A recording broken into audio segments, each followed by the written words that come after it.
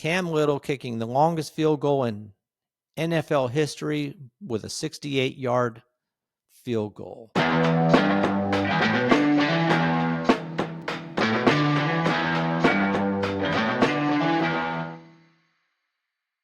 Welcome to Just the Stats, NFL top 10s for Monday.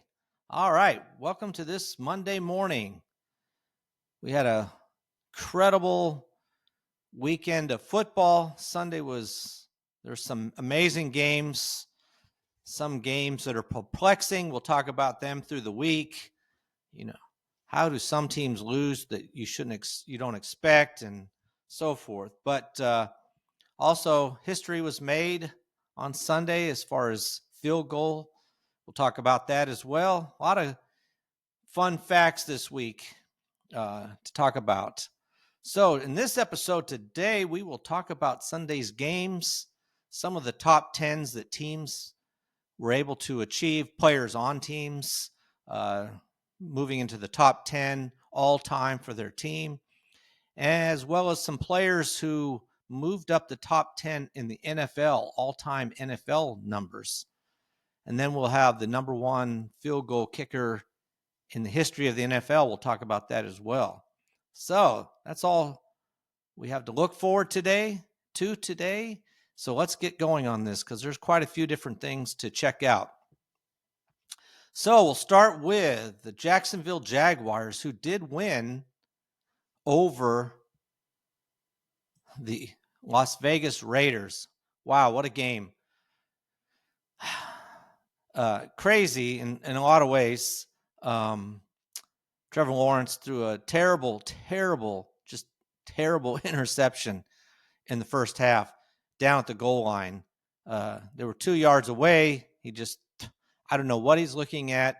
Two defenders right in the way of his receiver. And anyway, it was interception. That game was tight. The second half, the game went crazy as far as scoring.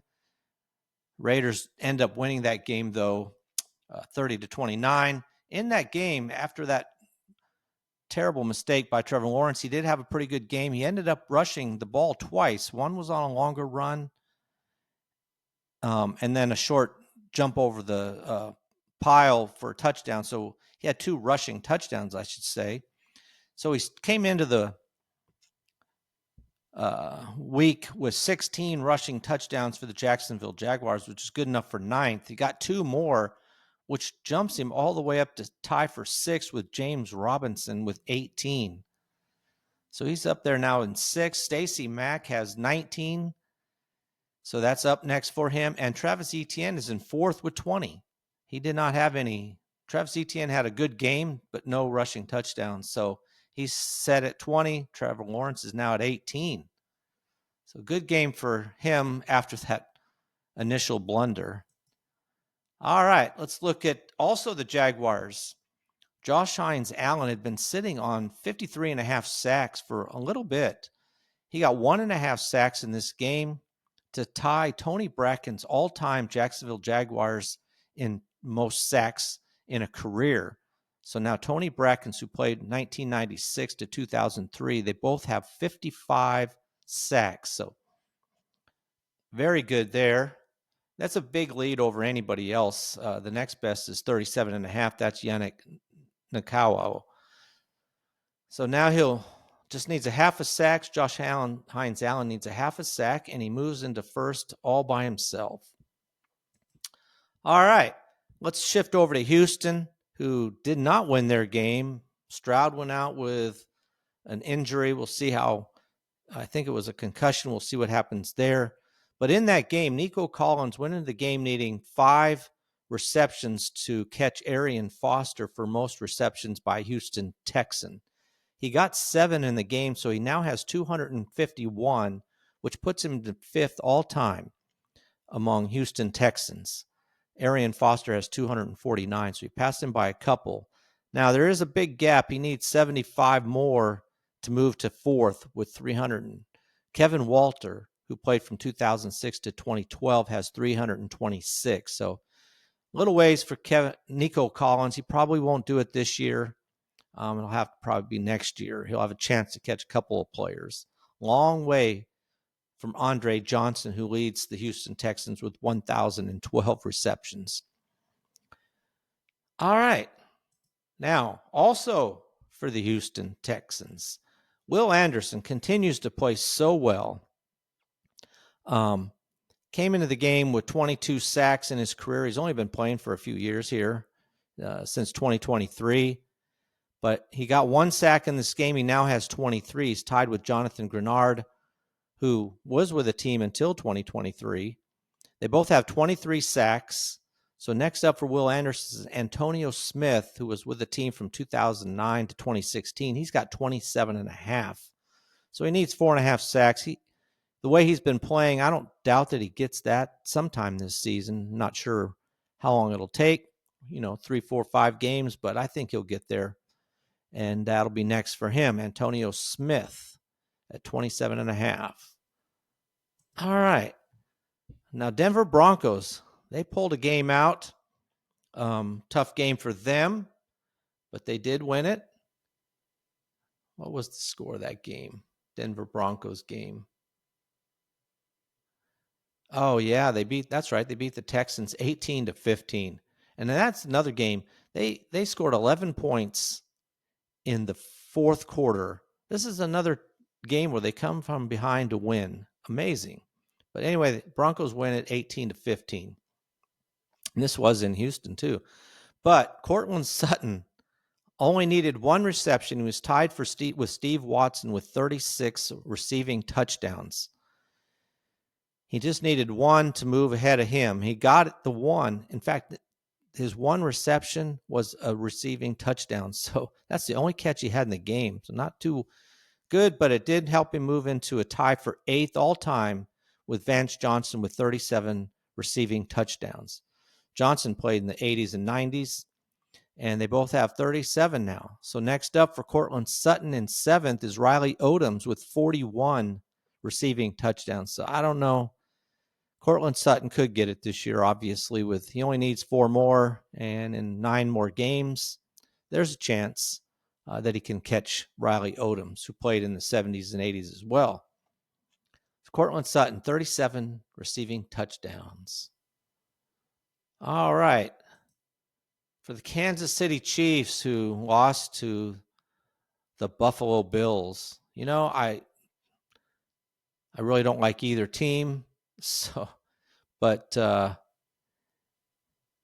this was a game to see how good were the Buffalo Bills, who had not beaten a winning team this year, and how good were the Kansas City Chiefs, because everybody was raving as to how great they were. They're getting their team back together.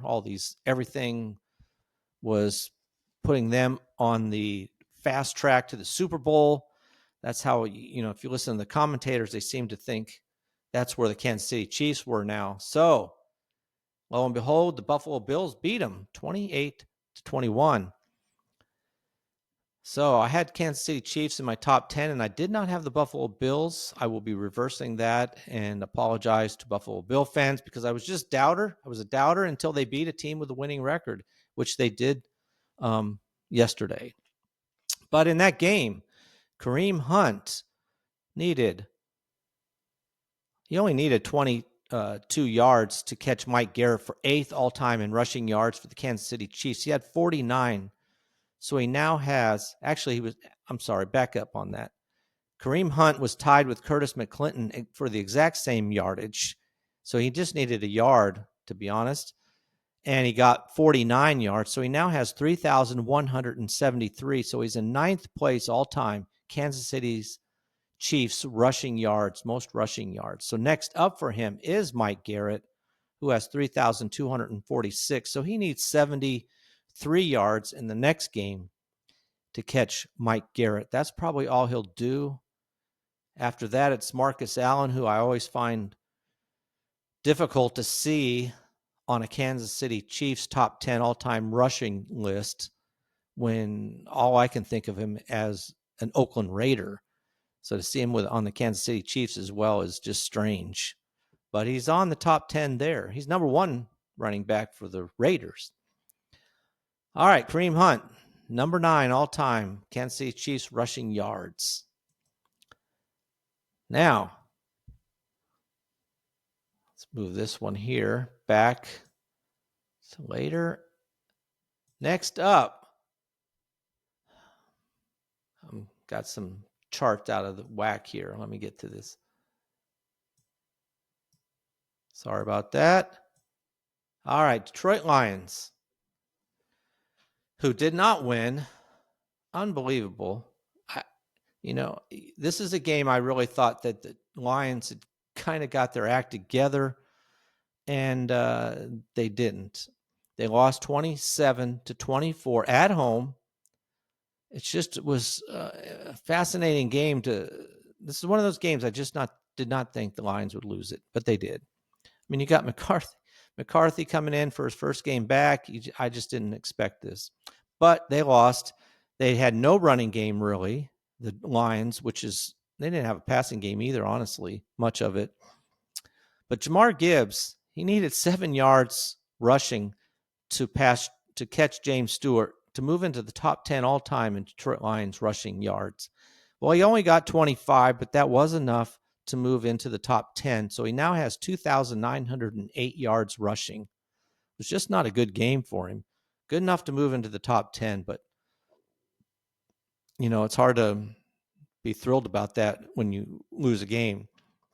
Next up for him is Kevin Jones, who has 3,067. So he's going to have a huge game to catch him. Probably take him a couple games to catch him, especially if he's only going to get 25 yards. It was just a very off game for the Lions. I don't really understand what happened. I have not had a chance to watch it, but I will. And maybe we'll see something that explains this game. Minnesota has a good defense, but I still did not think they would be able to stop the Lions, who averages over 30 points a game. Well, they were. So a loss for the Lions. All right. Also for the Lions, Aiden Hutchinson, been on the team since 2022, now had another tackle for loss, so he's got 37, which puts him into a tie with Cliff Averill, who played from 2008 to 2012 with 37 apiece. So they're tied for 8th all time. Next up will be Corey Redding, who played in the 2000s, early 2000s. He's got 43, so that's 6 that Aiden Hutchinson needs. That could be a little while before he gets to that. One a game, maybe. If he gets a couple a game, anywhere from 4 to 7 games, I suppose, before Hutchinson catches him. But he's such a good player, signed that massive contract. So I'm sure the Lions are expecting a lot of sacks and tackles for loss out of him. All right. Now for the winning team, the Minnesota Vikings. Amazing. They won that game, like I said, 27-24 over the Lions, which is good for them because they lose that game. They just fall out. It really can make them difficult in that division to come back and win.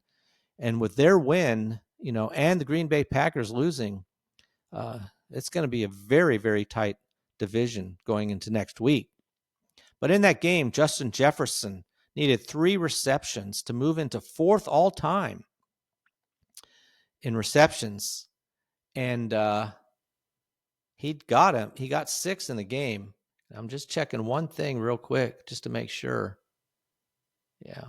Yeah. So he got 6 receptions. He actually passed Adam Thielen, who's on the team, who has 539. Justin Jefferson now has 542 receptions. That puts him in the 3rd all time in Minnesota Vikings history. He needs 45 receptions, which I'm sure he'll get sometime this season, to catch Randy Moss, who was with the team from 1998 to 2010. He has 587. He's number 2 all time. So Justin Jefferson is probably will be in the number 2 position going into next year and several years after that, because the number 1 is Chris Carter, played from 1990 to 2001, but he's got 1,004 receptions. So Justin Jefferson's just a little over halfway to catching Chris Carter. But he's been averaging, almost 100 receptions a year. So if he can maybe get to 600 this year, and in another 4 years, he catches Chris Carter. But it's going to take some time. All right. Now for the Los Angeles Rams in their game, which they won. Their game was, what was the score of that game as I look it up here? Oh, yeah. There's a lot of games you're trying to catch them all, but they won handily, and you knew they were going to win. They beat the Saints 34-10. It wasn't much of a game, honestly. The Saints, they're just waiting to be the number one pick in the draft, and whoever they have to compete for that. But in that game, which was a good game overall, but a negative stat for Matthew Stafford, he was sacked 2 times in the game.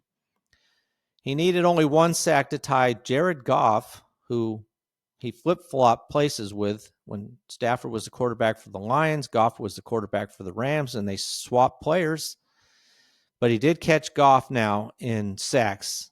He had 2. He has 130 sacks as a Los Angeles Rams, which puts him into 5th all-time as the most sacked quarterback. Next up for him is Tony Banks, who only played for the team from 96 to 98, but he had 132 times he was sacked.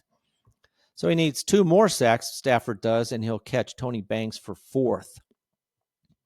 Only halfway to catching Roman Gabriel, who had 263. The only negative, probably one of the few negative things for that in that game, because Stafford in that game was, his incredible self, only had 8 incompletions, 24 for 32, 281 yards, and another 4 touchdowns. He's leading the NFL. He's crushing the NFL in touchdown passes right now.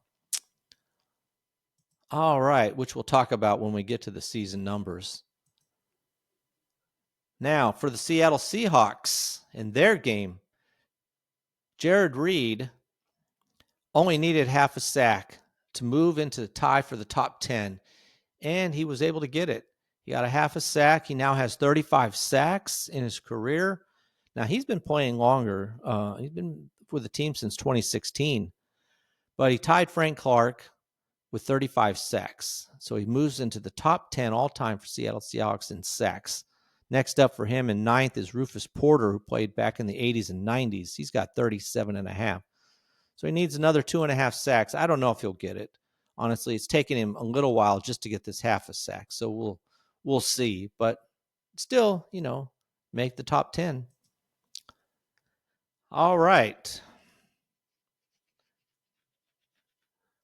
Let's see. That was it for team stats. Now let's look at some of these all-time stats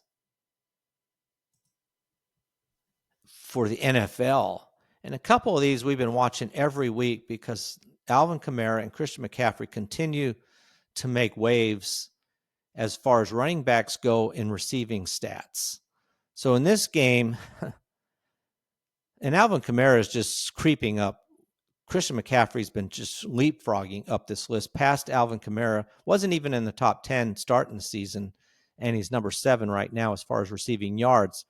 Alvin Kamara just needed 2 yards to tie Roger Craig for 8th all-time, and Alvin Kamara had 1 reception for 3 yards, so he passed Roger Craig. Alvin Kamara now has 4,912 receiving yards.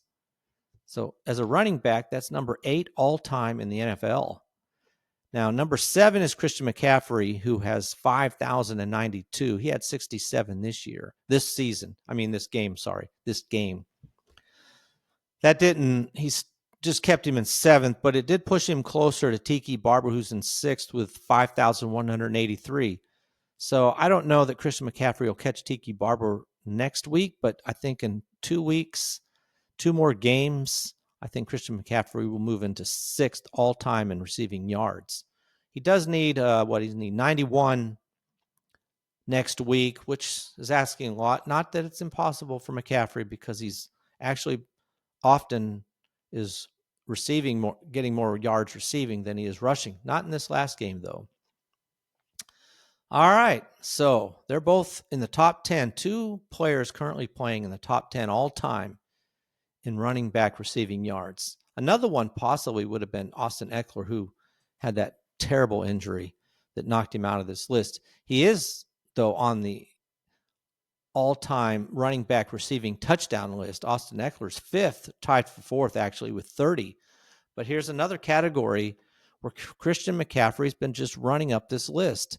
He had another receiving touchdown yesterday, so he now has 33, which puts him into second all by himself. He was tied with Darren Sproles going into this game with 32. He now has 33. Only one left for him to catch is Marshall Faulk, who has 36. So 3 more receiving touchdowns. It's possible the way he's been playing, and they've been using him as a receiver, he could get it this year. 3, we'll see. But he has, like I said, been flying up every category: receptions, touchdowns, receiving yards, just climbing this list. It's been incredible to watch him. All right. Now, one more, or we got 2 more here. Davante Adams, talking about somebody moving up the list fast. Davante Adams had another 2 receiving touchdowns this past Sunday. I mean, he came into the season behind Mike Evans, who has 106 right now, and who is injured. He caught Mike Evans. He passed Mike Evans. And in 2 games, he caught Tony Gonzalez. Tony Gonzalez is in 8th place all time in the NFL with receiving touchdowns with 111. Davante Adams had 2 more. He is now tied with Tony Gonzalez with 111 receiving touchdowns. That's just incredible. Next up for him is another tight end. Tony Gonzalez is the guy he tight end. And Antonio Gates, who played from 2003 to 2018, he's got 116. And at the pace he's going, I think Davante Adams could catch him. He needs 5 more. You would think it's asking a lot, but he's, like I said, he's had 2 games here where he's had 2. So we'll just see what happens. And, Stafford is looking for him. And I said this at the beginning of the year, but Davante Adams, he may not get a lot of receptions during the game, but when they're near the end zone, Stafford's looking for him, and somehow Adams is open, or he just makes a great catch for a touchdown. So we'll see what happens. But he only needs 5 more touchdowns to catch Antonio Gates. All right. Now this last stat we'll look at.